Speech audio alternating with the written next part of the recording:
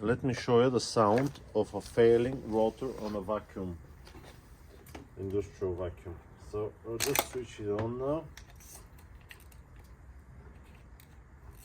Okay, turn it on.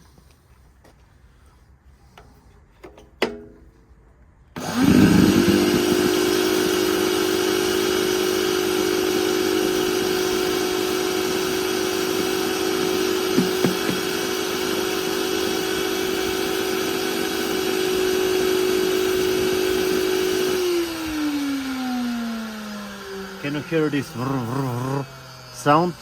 That's one of the windings on the rotor failing. I will show you a video of the inside. I will just join the video. So it does work, but it's on its way out.